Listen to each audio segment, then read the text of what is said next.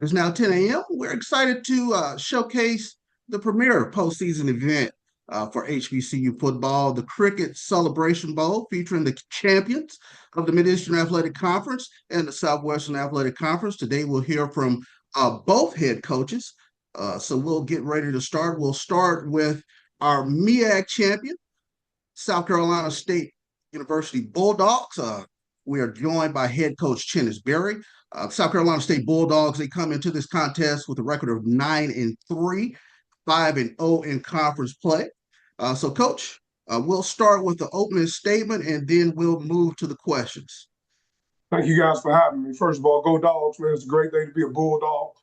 Excited to be here preparing for the 2025 Cricket Celebration Bowl. What a great event, first-class event. Our team is excited about the opportunity, and we always talk about in this program, the opportunity of now. That's no opportunity wasted, and our young men are prepared for this moment. It kind of brings me back to the kind of in the Bible, it talks in Esther 4:14, it talks about for such a time as this. I think the circumstances that we went through this year prepared us for this moment. Our young men are excited about this opportunity. And, we're just chopping at the bit, fall in love with the process. We're so process oriented, man. And that's really who we are as a football program. But our young men are excited about this opportunity, and we just got to go seize the moment. So, again, that's where we are in terms of South Carolina State University Bulldogs. Thank you for those opening statements, Coach. We'll start with the questions now. We'll start with Mr. Rick Henry and then James Hill. Good morning, Coach. How you doing today? Good morning, Rick. How you doing today, man? I'm all good here, man. All right. Great. Chennis, what did you learn last year about the value of participating in the Celebration Bowl, especially when it comes to exposure and to help your recruiting? First of all, it's a first-class event. It's an opportunity, again, for us, a new team, new season, but the same mission. And that's to continue to try to go 1-0 every day. I think we learned a lot from it. Our team is built for this moment because of what we went through a year ago. But, I can just tell by the way our guys are practicing, the way they're moving around with sense of urgency, that they understand the moment. And they're prepared for this moment. So, first-class event, man, it really is. I mean, I've been there as a fan before. But to be able to experience it as a participant last year, the outcome didn't go the way we wanted it. But we played against a really, really good football team, and it was their day. It was their day. And, all in all, our young men are grateful for the opportunity. But we have such a new team. I mean, when we look at our football team, we only returned one offensive starter from last year and two defensive starters from last year. So it's a completely new team. Now, some of our guys participated in the event last year. But again, we have a new team, new season, but our mission doesn't change. To try to go 1-0 every day. Thank you, Mr. Henry. Mr. Hill? Good morning, everyone. Congratulations on another MEAC title, Coach. How's it going? Mr. Hill, thank you so much, man. All is well here. Yes, sir. Blessed. Talk a little bit about this year's team in terms of now it's time to seal the deal. You have to go into Atlanta and see Prairie View, but talk about a golden opportunity, a great game, and just the mindset going in and what you look forward to. So first of all, we're playing against a really good opponent. And I tell you what, man, Coach really has his team playing at a high level. I mean, they earned the right to be here, just like we earned the right in the MEAC to be there. They earned the right. Coach Tremaine Jackson done a really, really good job with his football team and getting them here for this moment. But this opportunity for us, we've been preparing. For us, it's kind of a little different because we played our last game on November the 22nd. So just keeping our team locked in, we were more so practicing, working on us for the last couple of weeks. But now we know who our opponent is, a really good football team that's playing at a high level right now. Our team is playing at a high level. It should be fun, man. We got two really good competitive football teams, two good fan bases, man. SWAC, MEAC, HBCU football at its finest, man. I told our team yesterday, man, there's probably over 50 teams that play HBCU football. I'm a product of HBCU, man. I played HBCU, and I've been coaching HBCU for the last 31 seasons, man. And there's only two standing. There's only two left. So that's an opportunity of a lifetime. And I talked about FCS football. There's like over 120 teams that play FCS football across the country. There's only 10 still standing. The Elite Eight and the FCS playoffs, and then the two in the MEAC and the SWAC. So let's get ready to rumble. It should be fun. We're excited about the opportunity, and we'll be ready to go when we go to Atlanta this upcoming week. Thank you, sir. Have a blessed week, and we look forward to covering this wonderful event. Thank you so much. Appreciate it. Enjoy your day. Thank you, Mr. Hill. We'll now move to Wayne Cartwright. Wayne Cartwright, the ride with Wild Wayne Cartwright. Good to see you again, my fellow Clevelander coach, and congratulations on making it here once again. Thank you, man. Good to see you as well, brother. So my question for you, you alluded to it earlier. You've got over 40 new players, 1 returning starter on offense and 2 on defense.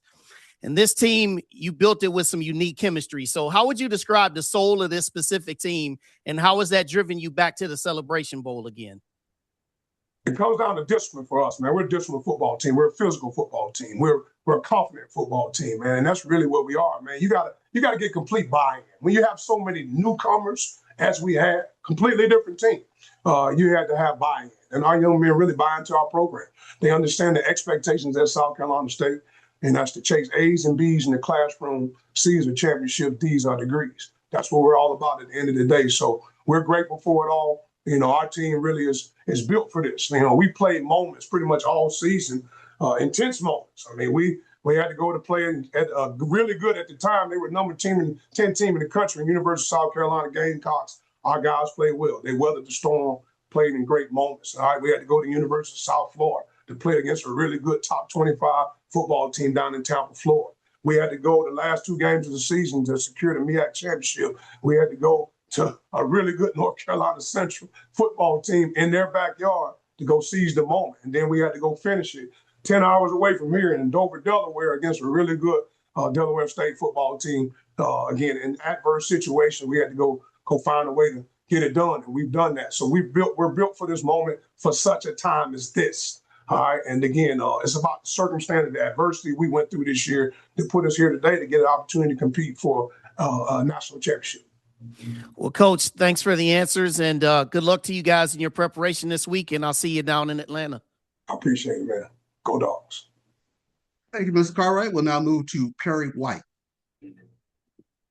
Hey, good morning, Coach. Perry, how you doing today, man? Doing good, man. Good to see you again. You as well, brother. Got a different S on your chest these days. You've had success at Southern and Benedict and now at South Carolina State. One of the questions that I have for you, and I think is when you look at this ever-changing landscape of college football, what is this process like for you as a head coach and a staff to maintain success year in and year out in building a program like you've done at South Carolina State? Well, I appreciate the question, man. Really, it's about just being disciplined, man, and detailed, man, and just being consistent. You know, I'm consistent. I tell our coaches all the time, I don't coach a position, I coach the coaches. So I got to make sure I got the right coaches around me and the right fit. For me, it's about the fit, man. Now, you know, you can find a lot of great players or a lot of great coaches, but if they don't fit our culture or what we're all about, you know, how we do things the right way, on the field, off the field. I truly believe that this is a ministry, coaching this college football. And I believe the success happens because our kids, our young men, our coaches understand that I genuinely care about them. I love them on and off the field, and they'll run through the wall for you. You'll hear that old saying, they don't care how much you know until they know how much you care. They know our young men know that I genuinely care about them, the coaches as well. And again, it's about buying into our program, our process, man. We're going to do things, we're process oriented. You know, we're big on process. I mean, that's kind of how we have laid the blueprint. People ask me, what's the secret sauce? It's just falling in love with our process on how we do things on a day-to-day basis. And anybody that knows me, I just talk about going 1-0, man. Just win today. Yesterday is history. Tomorrow's a mystery. Today is a gift. That's why they call it the present. We just got to work on the present. We just left a team meeting a minute ago as we're preparing for our practice today. We're going to practice here in a minute, and our young men are locked into the mission. You know, you're talking about a focused football team. They understand what's at stake, and they're ready to go. And again, a lot of times at the end, I would tell our leadership council, stand up, man. If you got anything, you got a few words. And they just said, let's go and win today. Let's go 1-0 today. If we keep chopping wood, carrying water, and fall in love with the process, I'm going 1-0 every day. It'll take care of itself once it gets to game day. Thank you, Coach, and good luck to you this weekend. God bless you. Thank you, man. Good seeing you, too. Thank you, Perry. We'll now move on to Terrence Harris. Hey, Coach, how you doing? Hey, how you doing today, Terrence? All right, it's good to see Cleveland represented up in here today. I mean, so Brother Wayne and you and me, so that's good stuff. Absolutely. Hey, I want to talk to you a little bit about, I talked to Tremaine yesterday, and he talked about how you guys, y'all have crossed paths before. Y'all have known each other for a while, but when you look at just kind of how you guys have matriculated through this thing, I mean, it seemed to be a lot of parallels. Can you talk about that and just kind of, the similarities and how you both have come along? I mean, and gone through the Division II deal and played at a high level there, and now you're here, and he's having success in this first year like you did last year, and then again this year. But just the parallels in you guys' paths. And again, Tremaine, man, what a good football coach, but a good human being first, man. To me, it's about being a good human being, man. And he's also part of the greatest fraternity in the world, Omega Psi Phi Fraternity Incorporated, root to the Qs. But all in all, man, good young man, good man. I've been knowing him for a long time, man. He's an old D-line guy. I'm an old O-line guy. We had to get it out the mud, man. That's kind of how it is, man. Plan your work and then you work your plan. And, at the end of the day, I've always, and I'm sure he was the same way, we wanted to be good Indians, man. Because if you're a good Indian when you're an assistant coach, when your opportunity to become a good chief, the good things, the blessings come your way, man. And like I always say, I was saying it last year, man, when I first got here to South Carolina State, man, I was just the old D2 guy, man, and I brought a bunch of D2 coaches, man. And we just, it's ball. Like I tell them at the end of the day, man, inside zone is inside zone, whether it's at D2 or it's in the FCS or it's in the P4, man. Power is power. All right, cover 3 is cover 3. Zone is zone. Whatever it is, it's football. But we fell in love with the process, all in all over the years, man, and just trying to be the best we can be where we're at. Bloom where you planted. All right. I never looked for the next job. I just wanted to be the best I could be at the job I had. And I'm sure he took the same routes, man. So when you see an old O-line guy, an old D-line guy, 2 members of the greatest fraternity in the world, Omega Psi Phi Fraternity Incorporated, I'm just trying to live my creed and fall in love with the process of going want to know every day. All right. Good deal, Coach. Thank you. God bless you. Thank you. Thank you, Terrence. We'll now move to Wesley Robinson, then Travis Bowling. Coach, good to see you again. Wesley Robinson with the Afro News. Good to see you too, man. I hope all is well. Oh yeah, hope all is well with you too, Coach. So you're back in the Celebration Bowls, SC State third time. They're celebrating 10 years. You're back in the spotlight in the city of Atlanta. What does these kind of moments mean for you and your team and your program and just everybody in the Orangeburg area? What does this mean for being in that spotlight again? Man, this is great for the community, man. The whole state of South Carolina, the city of Orangeburg, all the alumni, fans, all the people that support South Carolina State University. But it's an opportunity to go to Atlanta, man, a national stage in terms of a lot of people. It's not just, the PV fans will be there. The South Carolina State fans will be there. It's like a melting pot. If you know anything about Atlanta, man, it's like a melting pot of HBCUs. People from all over the country that went to different HBCUs across the country come right back there for that event. So what a great event. And, as you guys know, I'm originally from Cleveland, Ohio, but I moved to Atlanta as a youngster, man. I moved to Atlanta and I moved to the Stone Mountain, Decatur area. So I went to high school at Redan High School years ago. So get an opportunity to go back to Atlanta, man. I love to get an opportunity to be in front of friends and family and loved ones, man, to be able to bring the HBCU National Championship right there in front of the people, man. So it's a great event, first class event. They do an outstanding job just with the planning and the preparation and how Mr. Grant does things, man. He's a first class guy. Really think the world of him, man. And it'll be a great experience for both programs, both fan bases, both alumni, but they get an opportunity at 12 o'clock to go kick off and let the chips fall where they may. Sounds good. See you soon, Coach. Thank you, man. Take care. Have a good day. Thank you for that, Mr. Robinson. Mr. Bowling, we did get your message there. So we'll now move to Jamie Walker, and we have time enough for one more question that will come from Wilton Jackson. So go ahead there, Jamie. Absolutely. Jamie Walker, HBCU Wired. Good to see you again, Coach Berry. Covered you a long time. And I got to ask this primarily. My coverage is Division II, but, you kind of skimmed the question already. But talk about the preparation at Division II with 2 former Division II coaches that got it out the mud. Talk about just how Division II and just the coaches within that ranks are prepared for any moment. Man, listen, first of all, good to see you, man. But ball is ball, man. And they call us D2 coaches, they call us HBCU coach, whatever they call us, man. We football coaches. We just ball coaches, man. I mean, to be honest, man. You know, when you get it out the mud, man, you know, you got to do more with less. You know, I've been on an HBCU campus, man, since 1991 as a student athlete at Savannah State College at the time, man. And I've been coaching now since 1995 on the HBCU campus. And regardless of it's D2, FCS, we all got, we have to do it with limited resources, man. You got to do more with less. So again, we're coaching. We're raising young men. But like I say, man, it's really truly a ministry. You know, in my program, I'm all about, you know, I know this game has an expiration date. You know, all of our young men think they're going to play forever. But the reality is this game going to end one day. But I pour into our young men. I tell our coaches, we got to pour into them not only as football players, but as young men. Because one day they're going to be fathers, husbands, leaders in the community, man. So I want to make sure that I get a chance to impact their lives in a positive way. Because this game has an expiration date. So the success probably comes because our players genuinely know that we love them. And we're going to go all out for them. And we're going to make it happen regardless of what. And we're going to make sure they're prepared. For me, the separation is in the preparation. How we prepare every day means something. How we practice every day. How we come to meets. How we go to study hall. How we go to the weight room.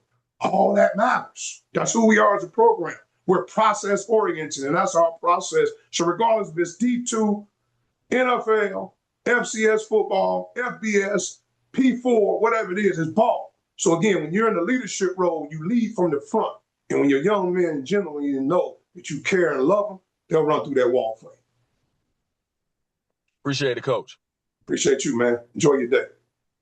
Thank you, Jamie. Our final question for Coach Berry will come from Wilton Jackson. Hey, Coach, how's it going? Mr. Jackson, how you doing today, sir? I'm doing good. So I have somewhat of a two-part question for you. The first part of this question is, having been there last year, how much did you learn about yourself from that moment from last year? And then secondly, while I know that you're playing Prairie View, the winner from the SWAC, you played two critical opponents in the MEAC to end the season. How much of playing those two teams then kind of helped you guys prepare for this moment a little bit more? Well, I mean, like you say, we weathered the storm, man. In the game of football, there's ebb and flow. Good things going to happen. Keep playing. Go play the next play. Bad things going to happen. Keep playing. Go play the next play. Just again, weather the storm, whatever it may be, because it's inevitable. You're talking about a heavyweight fight. It's like the old heavyweight fights, man, when Tyson used to fight, you know, against the big dogs, man. It's two big dogs. You're talking about a championship game. So they got players, we got players too. So when you get down to it at the end of the day, when the ball kicks off, we're going to get 60 minutes. No excuses, no explanation. All right, let the chips fall where they may. All right, we learned from that last year. We had an opportunity to play against a good Jackson State football team. We fell short. All right, the team that we played, that we put out there, we didn't put our best effort for 60 minutes. That team was better than us for those 60 minutes. It's my job to learn from that and grow from it and fix some things. And we tweak some things on how we do things, our preparation and things of that nature. Because you learn from things, man. You grow and you learn. It's about the experience. We didn't lose. Yes, we lost the football game, but we also learned as well. And as we prepare for this moment, just to see the look in our young men's eyes, because again, they got to play. You know, we as coaches, we put them in a position to go be successful, but they got to go execute. And for us, it's about execution. How do we execute on Saturday? It's about executing the day and winning the day, man. So again, because we're so process oriented, man, we gonna put our best foot forward. We're gonna carry our guys down there. We'll get down there on Wednesday, and we'll get those guys locked in. But again, it's about the separation. It's in the preparation, and our young men will be prepared for the moment against a really, really good Prairie View football team that's playing at a high level right now, man. I got nothing to respect. I respect all opponents, but I fear none. And our young men will be ready to go compete against a really good Prairie View University football team. Thanks, Coach. Thank you, man. Thank you, Coach Berry. I appreciate your time this morning. We look forward to seeing you in Atlanta. Looking forward to it. You guys enjoy the rest of your day. It's a great day to be a Bulldog. Let's get it. Go Dogs. All right. Thank you, Coach. Sure thing. A couple quick reminders as we get ready for our SWAC champion. We want to remind you to please turn your camera on. Please limit your question to one question. If we have time, we'll come back for additional questions. But now we want to welcome our SWAC champion, head coach, Coach Tremaine Jackson from Prairie View A&M University Panthers. They come in with a record of 10-3 on the season, 8-1 in conference play. So we'll now go to Coach Jackson. We'll start off with some opening remarks. Good morning. Certainly great day to be here. Sorry I was running a little late. We just got out of practice, but we're excited about the opportunity to go to Atlanta. People have been sending me things that I guess that I said a long time ago about being in this moment. We certainly believe those things when we said it, and here we are sitting today with the opportunity to play for the national championship against a really good football team that I've got a lot of respect for their staff and the way that they play. So we look forward to putting our best foot forward and taking our team to Atlanta and playing in the biggest moment of our program.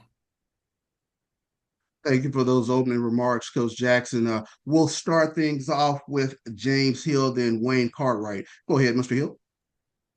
Coach, congratulations on the SWAC championship and the program that you're building at Prairie View. Can you talk a little bit about the process? I'm James Hill with James Hill Sports. Everyone wants to win a Celebration Bowl. Everyone wants to be the king of the hill. But talk about the journey that shapes this ball club and what you've been able to give, so to speak, these young men.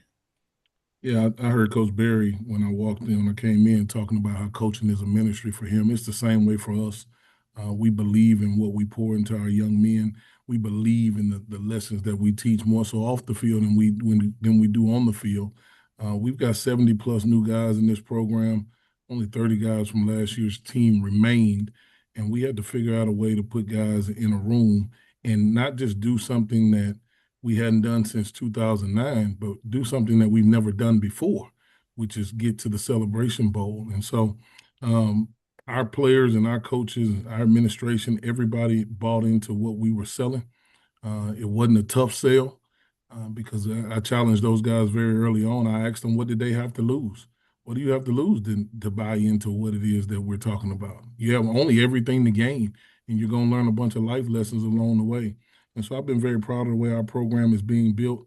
We're at the very early stages of our program, but the expectation is for us to compete for Celebration Bowl championships and to win. And so we're just doing what we said we were going to do, which we define that as discipline within our program. It's one of our core values. It's what it takes to be one of us. And I get excited when our guys start displaying that at a high level. All right, Coach. Thank you so much. God bless you, and we look forward to covering you this week. Thank you.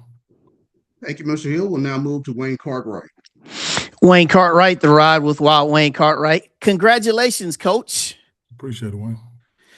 So my question for you is, obviously, with you being in your first season here, you've had to make some difficult decisions before and even during the season. But can you describe some of the hard and difficult decisions that you had to make that didn't involve a play call, and what'd you learn from it? If you don't do what we tell you to do in our program, you're not going to be here. It's just that simple. And so those decisions aren't very difficult for us. We are a parentally coached program where our players do what we tell them to do in a society that negotiates with them a lot. I saw it yesterday in Target. Kids start crying, they pass them an iPad to get them to be quiet. That's a negotiation tactic. We don't do that within our program. And so because we don't do that, we've been able to get what we want for the most part from everybody. Those that didn't buy in are no longer on our roster or no longer in our building. So it's not very hard for us. We made it very clear on the front end how we were going to run our program and how we were going to take care of our business. And everybody had a decision to make.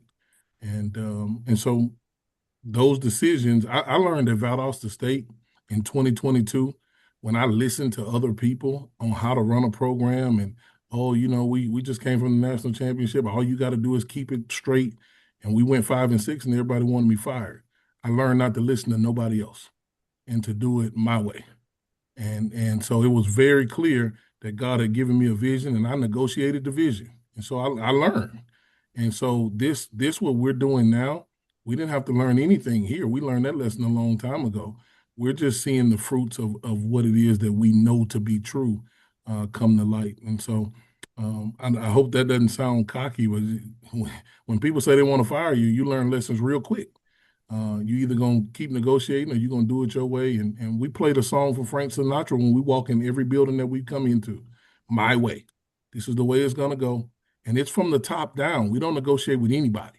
And that sounds harsh, and I'm not trying to be that guy, but that's just the way we have to do it to experience the success that we know we can have. And I think that's what everybody's seeing right now. Well, Coach, I appreciate you as always, and best of luck on the practice this week. And I'll see you in Atlanta. Thank you. Thank you, Mr. Cartwright. We'll now move to Perry White. Good morning, Coach. Good morning, Perry. Last time I saw you was in Baton Rouge. You told me happy homecoming. So this time I say congratulations to you and your team and the staff for getting to the Celebration Bowl. My question for you is, when you look at the SWAC as a first-year head coach within this conference, what have you evaluated and what did you learn about this conference in which you found success in winning a championship as well as Coach of the Year this year? Yeah, everybody's got really good players. Everybody coaches the scheme that they want to coach at a really high level. And any team can be beat on any given day at any place in the SWAC. It's a tough league to travel in and play. It's a tough league to win when you're at home because of all the pageantry that goes on. I also learned that at the Cotton Bowl, Perry, is more of a concert than a football game, which that was a little new to me in how we go about doing it. So I've learned a lot of lessons being in this league, but I've got so much respect for the coaches and the players in this league and how they go about their business, because regardless of your record on that day, anybody can be beat. And that's not true in every league. And we saw Mississippi Valley lose to us and then go back and beat FAMU. You have to be ready to play every week. And so there were some times we cut it real close. There was one that got away from us in the league. And so every week you have to reassess and reevaluate your program and get ready for that team on that day. And there's nobody you can look forward to, because the one right in front of you can bite you. Well, congratulations to you, Coach, and good luck to you this weekend. Thank you. Thank you, Perry. We'll now move to Mr. Rick Henry, then Dr. Kenyatta Cavill. Hi, Coach. Rick Henry, WIS-TV in Columbia, South Carolina. Congratulations on your SWAC championship.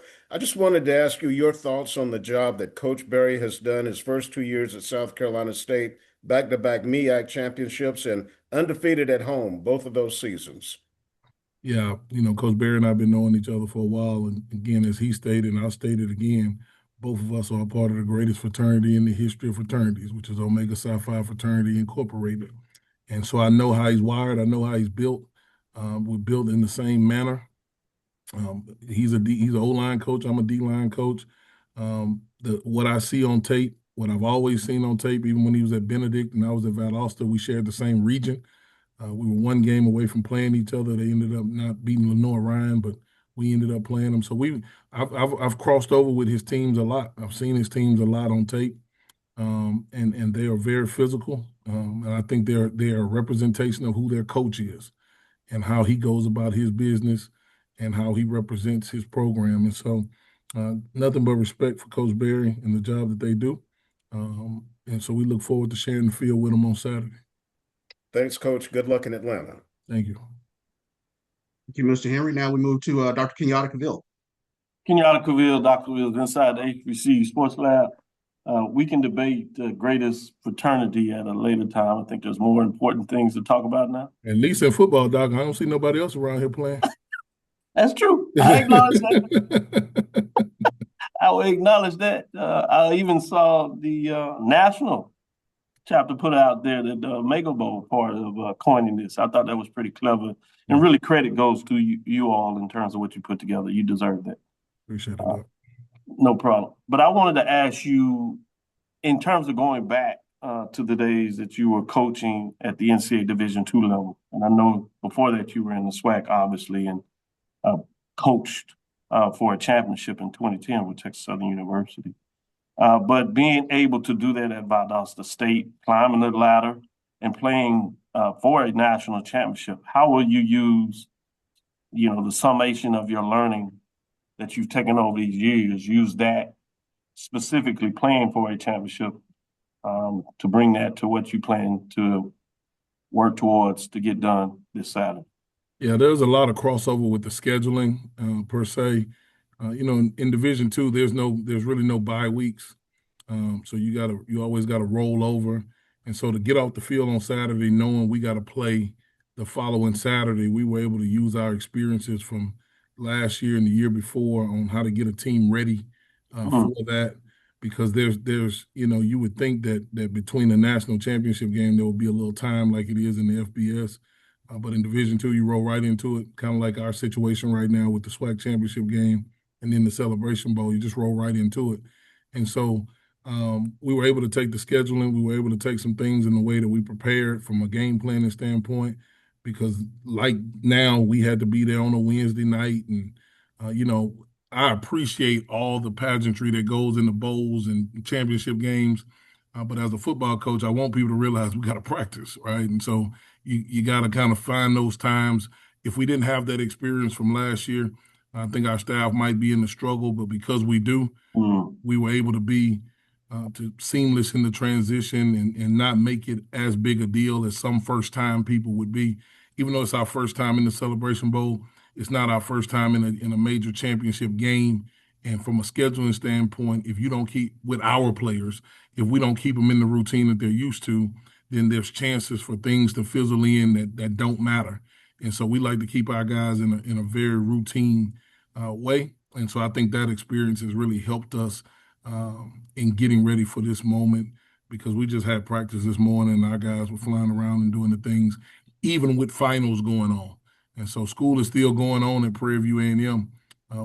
Graduation is this weekend. And so there's a lot of things, and I don't want to call academics distractions, but right now that's for what we're trying to do on the football field, it's kind of a distraction. That's So we need professors to hurry up and get the finals taken over, give him the A or the B, and let us go ahead and about our. We should get a B because we're playing this weekend at least. That's kind of my thought behind it.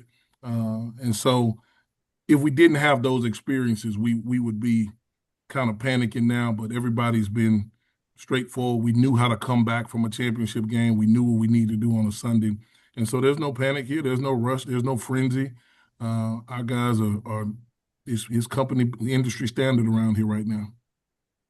Thank you, Coach. Look forward to covering you this week. We'll be in Atlanta to do just that. Take care. Thank you. Thank you, Dr. Cavill. I understand we have time for one last question, and we're going to take Jason Jones here. Hey, what's up, Coach? Rue to the Q's first off. Rue. Congratulations on making it to the Celebration Bowl. My question was, you mentioned about going 5-6 and everybody wanting to get you fired, and then you saying, you're going to do things your way. What were some of the things you learned from that season that you said, okay, in terms of your core principles as a coach, I can't negotiate anymore. I got to do these certain things my way? Yeah, so that place, we were in a really unique situation. There was a lot of return guys that were kind of threatening to get in the portal if we didn't do things a certain way. And so from the administrative piece, they asked me to do things a certain way. And when you're at a place like the place we were at, man, if you're not playing for a national championship there, you're a failure. That's just period, point blank, the end. They had never had a black coach. And so I thought I needed to maybe listen to some upper administration on how to get this done so we can keep the kids and keep the flow of things. And that was a total failure. And so, in Valdosta, there's no contracts. I was day-to-day at Valdosta. There's no contracts and there's no full allotment of scholarships. And so regardless of what people think, it was a struggle. And so I listened and I negotiated, and I thought I was doing the right things to try to keep players within the program and to make people above me happy. That didn't work for me. And so we found out real quick that didn't work. And I told them after the 22 season, if you let me do it my way and it don't work, you ain't got to fire me. I'll walk out. You ain't even got to worry about it. I'll go be a D-line coach and say that this just doesn't work. And a guy named Herb Reinhardt, he allowed me to do that. And we experienced success in the way that football is today. I think some people live in the past for a long time, right? And how things used to be. Football is different today than it's ever been. And it's only going to be more different tomorrow. And so you have to have a unique set of values in the way that you go about your business and the way that you prepare your teams, not just for football, but in life, so that these guys can experience success beyond Saturday. And so we went to work on doing that. We went back to the ministry and the prayers of my grandma that I'm living on. We went back to those core values of how we grew up and how I said I always wanted to do it. And now I think you see, and now we get the text messages from some of those people that wanted me to negotiate. They see the success here and they're just excited about what we've been able to do. But all our help comes from the Lord, man. We understand that. Again, we're excited to be in this moment and look forward to sharing the field with South Carolina State, a really good football team. Rue. Thank you, Mr. Jones. We'll close things out. We'd like to have some closing remarks. Let me introduce you to the Executive Director of the Cricket Celebration Bowl, Mr. John Grant, who will provide some closing remarks on behalf of the Cricket Celebration Bowl. Thank you very much, Charles, and thank you to everyone who's participated in today's press conference. I'm sure you see as we do. We have two outstanding programs participating in this year's game. We are excited because of our 10th anniversary. This makes the Cricket Celebration Bowl the longest running HBCU bowl game in history. With that being said, we are excited to have you joining us in Atlanta for the 10th anniversary, the 10th iteration of the Cricket Celebration Bowl, and we cannot wait. Our team's working very hard right now to make sure that we do the three things that we say that we want to do. Number one, that we create a world-class, second to none experience for the student athletes who earn the right to be here. Number two, that we create a world-class, second to none experience for the fans who spend their money to come. And the third one is that we create a world-class, second to none experience for the people who tune in and watch. And so as a result of that, you are an integral part of the storytelling that we do. And we look forward to seeing you this Saturday in Atlanta. Thank you. Thank you, Mr. Grant. And we appreciate everyone for joining us for today's Cricket Celebration Bowl press conference. Quick reminder, recording and transcripts will be made available shortly this afternoon to all the participants. And so a couple other reminders. On Thursday, December 11th, the Red Lobster Band of the Year press conference will be at 4 p.m. in the Mercedes-Benz Media Room. On Friday, December 12th, the coaches pregame press conference will start promptly at 9 a.m. First participant will be Tennis Berry from South Carolina State University. And then at 11 a.m. that morning, Prairie View's press conference will start with Coach Tremaine Jackson. And both of those interviews will be in the Mercedes-Benz Media Room. Last reminder that Media Row will begin at 9 a.m. and will go from 9 a.m. to 4 p.m. at the Omni Hotel. So we definitely want to thank everybody for coming out and being a part of this Zoom session. We look forward to seeing everybody in Atlanta. Thank you.